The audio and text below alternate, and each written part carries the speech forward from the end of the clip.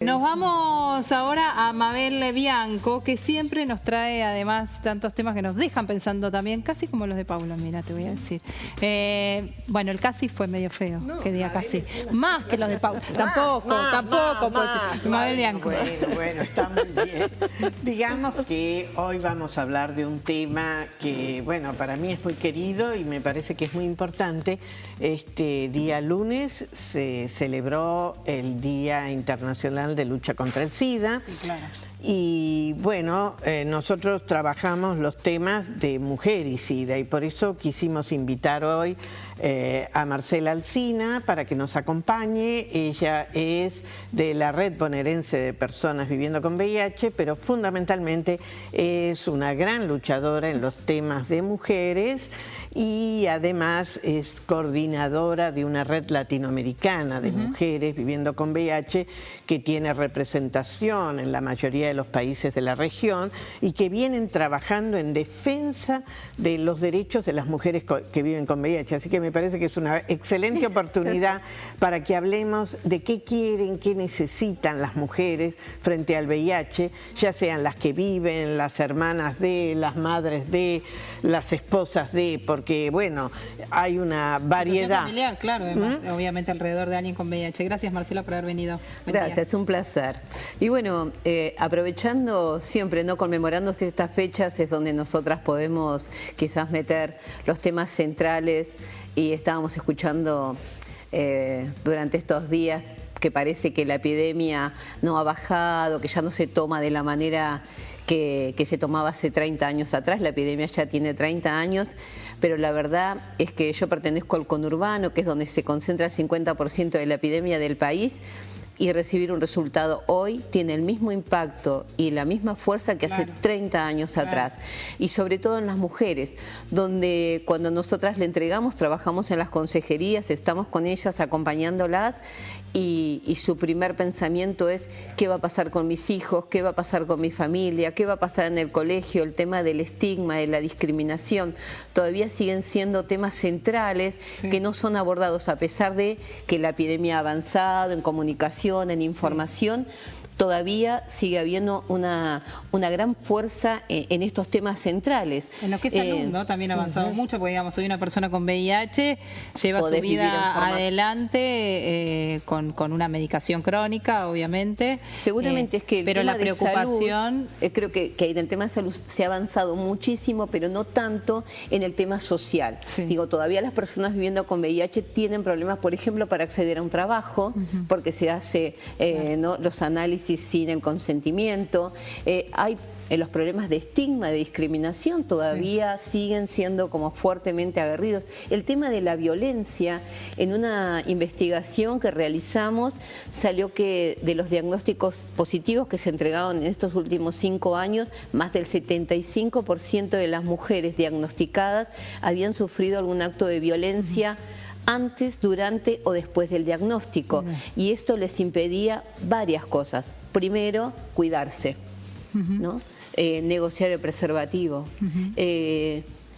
cosas que tenían que ver con el sistema de salud. Vemos a las mujeres que cuidan quizás a sus maridos, a sus familias, y ellas se dejan en lo último y van a estados ya muy avanzados de la enfermedad. Esta es la relación que hay entre la violencia y las mujeres con VIH, ¿no? Tal cual. Muchas veces el contraer VIH proviene de un hecho violento, ¿es así? Sí, es así en muchos casos, y este estudio que hicieron ellas, que fue después de uno primero inicial que hicimos en el Mercosur y en el que participó la Red Bonaerense, que hicimos para empezar a mostrar lo que era esto, vimos que en todos los países, estudiamos Chile, Uruguay, Argentina y Paraguay. Y ahí vimos que teníamos en todas las mujeres que viven con VIH estaba el antecedente y sobre todo el antecedente previo.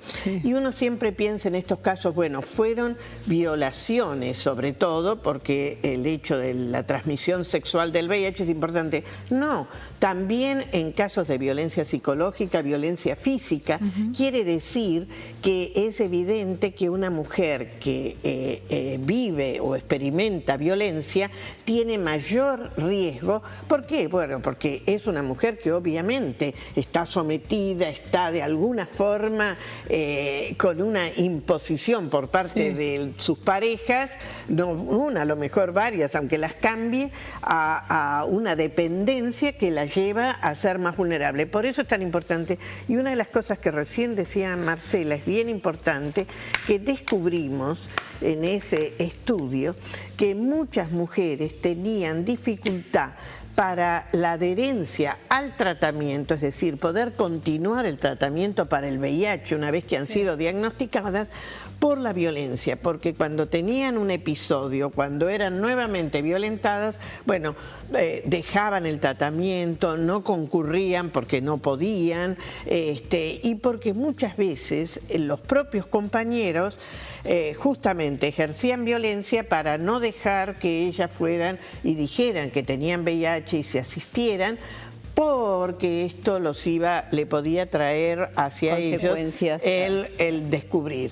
Ahora, eso es muy difícil para ustedes también tener datos certeros, porque digo, lo que ustedes tienen los datos de los que llegan. Es eso, son las historias, pero las historias repetidas. Claro. Y hay muchas que no llegan, porque no se por los supuesto. Y vos sabés que algo que nos sorprende de sobremanera es que cuando nosotras empezamos a meternos en su historia, en esta comunicación par a par, nos damos cuenta que el VIH es algo más que quizás ni siquiera es lo más importante de su propia historia, porque vienen con tantos abusos, violencia, pobreza, digamos un montón de causas y que han cruzado sus vidas, que el VIH es como una cosa más.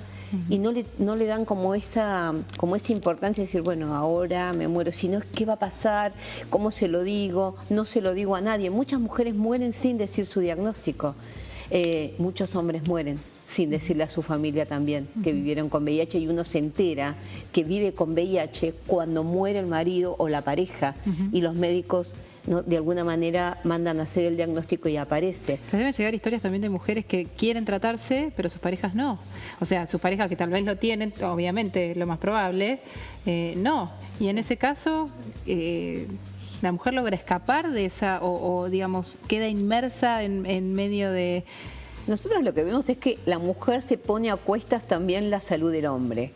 Entonces quizás cuando los hombres no quieren tratarse, lo que hacen es retiran ellas los medicamentos para ellos, se los llevan, tratan de hacer como este camino para que ellos lo tomen, a veces cuidando mucho más a la pareja que a ellas mismas, ¿no? Y bueno, vemos en todos estos actos, y además que le dicen, retírame los medicamentos, hace esto, no vienen con ese mandato de...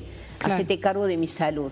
Y en estas consecuencias lo que vemos es mujeres que tienen realmente que tener otro contexto por su propia salud y que no pueden salir por cuestiones económicas, sobre todo por una dependencia de que no tienen dónde vivir, o dependen económicamente por un sueldo del marido, o tienen sus hijos. Entonces hay como un montón de complejidades ahí que no se dan respuestas. Entonces cuando hablamos hoy, ¿hay tratamientos? Los hay. No tenemos problemas con los tratamientos. ¿Es crónica la enfermedad? Sí, es crónica. Ahora, todas estas causalidades que pasan, todos estos problemas que te atraviesan, sí hacen que se te deteriore la enfermedad, que no seas adherente al tratamiento. Mayor y o menor calidad de vida, obviamente. Claro, es esto, es hablar de la calidad de vida. Y ahí hay dos aspectos. Uno, toda la necesidad de otras cosas que no es lo que da el medicamento, que no es salud. Es decir, los bolsones con alimentos, porque necesitan tener una complementación de la alimentación importante, el pasaje gratuito para poder ir a buscar ir periódicamente a hacerse los estudios, por lo menos una vez por mes o cada 2 meses. Y estas son pequeñas cosas que parecen pequeñas, pero no son pequeñas. Eso no está el pasaje gratuito. Eso ¿Quién se ocupa de eso? Lo han conseguido en la provincia de Buenos Aires, pero no está para todo el país. Hay distintos, en todas las provincias se están haciendo. Ellas con mucho esfuerzo, la red lo consiguió. Digo ellas porque son fundamentalmente mujeres las que trabajan en la red.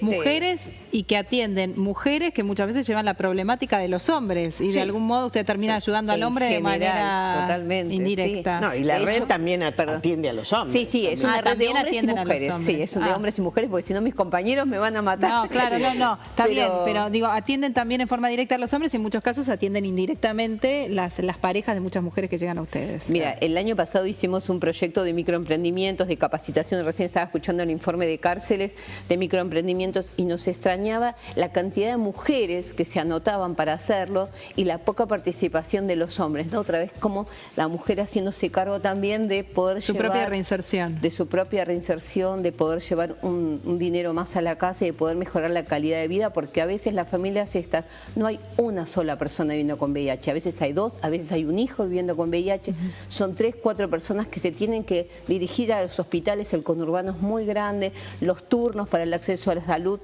hay inconvenientes, ¿no? Sí, Hay claro. toda una cuestión ahí burocrática que hay que hacer, entonces no es fácil, es una enfermedad crónica de por vida y uno tiene que acomodar su vida A eso. a esto, Claro. y bueno, a veces se complica. Claro. Todavía pesa lo de la confidencialidad. Y en el Gran Buenos Aires se nota mucho. ¿A qué me refiero en esto? Que muchas veces si te vas a hacer el estudio a un hospital en provincia, bueno, es más chico y demás, y bueno, termina trascendiendo. Y que trascienda a la comunidad, con todavía la discriminación que hay, el estigma, para los varones y muchas veces también para las mujeres, el gran problema es que pierden inmediatamente el trabajo. Claro. Y esto es algo que tiene que entender la sociedad. Discriminando no hacemos más que apoyando al virus. Nosotros Claro. lo que necesitamos es entender que son personas que viven con el VIH, que no tienen nada malo, que podemos compartir la vida con ellas sin ningún problema, y que discriminándolas lo que hacemos es quitándole las posibilidades de que, al contrario, sigan viviendo bien. Porque nosotros, ¿para qué queremos el tratamiento? Más que es para que no se enfermen, para que Claro. vivan bien, para que estén muchos años. Claro. Y, por ejemplo, cuando quedas embarazada, enseguida te hacen el test a vos sola. No, a tu compañero también. Claro. Necesitamos los dos papás, mamá y papá, junto con el chico. Claro. Y ahora pueden tener hijos y no necesariamente se va a transmitir y va a estar... Entonces yo creo que esto es todavía algo que tenemos que seguir diciendo porque existe como un problema y por eso muchas veces los varones tienen más reticencia a ir al servicio de salud, a atenderse, a reconocer, y así la mujer, cubriendo eso, muchas veces lo que hace es que el tratamiento que ella se lleva lo reparte entre el esposo y los Claro, hijos, claro. y ella después no lo toma. Lo hace con la... Quizás un dato importante acá, que sí tiene que ver con la información a la comunidad, es que el 50% de las personas viviendo con VIH no conocen su diagnóstico, no lo saben. Y estos temas, como decía Mabel, del estigma y la discriminación, hace que uno no se arrima al sistema de salud. Y necesitamos que la gente se testee para mejorar su calidad de vida y Claro. saber que hoy con un medicamento podés vivir Claro. sin ningún problema. Claro. La red, aprovecho para esto, la red Obvio. del sábado va a ser una campaña de testeo. Ajá. Nosotros estamos en Moreno, nuestra Ajá. central, Bartolomé Mitre 3044, en el centro de Moreno, Sí. de 6 de la tarde a 11 de la noche. De 6 a 11 de la noche van a estar allí en el centro de Moreno. Sí, va a ser un testeo que con una gotita de sangre se da el diagnóstico con consejería. ¿En la sede? En la sede, Ok. sí, lo hacemos nosotros con médicos del Hospital Posadas, del Hospital de Moreno. Y no hay que sacar turno ni nada, directamente van y ahí allí se en hacen forma el test. gratuita y en un minutito se le entrega el diagnóstico y directamente se dirige a hospitales, vamos a tener todos los equipos de contención. Bueno, es Esto da importante mucho decirlo. miedo, yo quiero decirlo, da mucho miedo, pero lo que es importante es que sean personas que viven con VIH las que le muestren a otras personas Claro. que se puede vivir, Claro. que se vive y que es necesario. Por eso, tener el diagnóstico no es que te enfermas y que te morís. Para nada. Es al No. contrario, que te empezás a cuidar vos y cuidás al otro. Claro. Y esto creo que y Mejorar tu la calidad de campaña vida. en el 90-90-90, que estás ahí acarreando porque ella ha sido elegida para centralizar, digamos, Sí. lo que es una campaña sobre lo que está promoviendo ONU-SIDA, Sí. que el 90% de la gente se testee, que el 90% de los que se diagnostiquen empiecen a ser cuidados y que el 90% tenga acceso al tratamiento. Así que ella, como un buen ejemplar... Por eso el 90-90-90. Claro. Tendría que ser 90-60-90, pero quedamos como cuadraditas. Gracias, Marcela, Ha por sido haber un placer. venido. Igual, un beso a mi madre de Mar del Plata. porque la Le tengo mandamos ahí. un beso a mamá. ¿Cómo se llama? A Faustina. porque Faustina. Faustina, la Está en mamá Mar del Plata. de Marcela, le mandamos un beso grande. ¿Nos La ven en Mar del levanté y Plata? ¿Sí? ¿Nos pueden ver en Mar del Plata? ¿Sí? Sí, Nos ven en Mar del Plata. Sí, nos ven en Mar del Plata. Un beso a Faustina. Mirá qué lindo nombre. Bueno, Muchas gracias por haber gracias. venido. Gracias. Un Gracias, placer. como Gracias, siempre, Mabel.